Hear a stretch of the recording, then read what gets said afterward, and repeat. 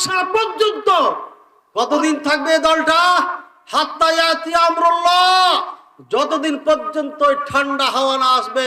কিয়ামতের আগে আগে একটা ঠান্ডা হাওয়া বের হবে, আর এই হাওয়াটা গোটা পৃথিবীতে যেখানে যেখানে প্রাণী বসবাস করে, মুসলিম বসবাস করে, কাফের বসবাস করে, সব জায়গায় বিচারণ করবে। যেখান দিয়ে যাবে সমস্ত মুমিন মরে যাবে। ঠান্ডা একটা হাওয়া আসবে, এই হাওয়াতে কোনো মুসলমান থাকবে না। এই দুনিয়া শেষ। যেদিন মুসলমান শেষ সেদিন এই দুনিয়া শেষ। এই জন্য এই যতদিন মুসলিম থাকবে ততদিন পর্যন্ত এই দুনিয়া থাকবে। একজন মুসলিমের দাম কত এখন চিন্তা করে। ওই হাওয়া আসা পর্যন্ত, অর্থাৎ এই জমিনে মুসলিম থাকা পর্যন্ত আপনার এই দলটা থাকবে।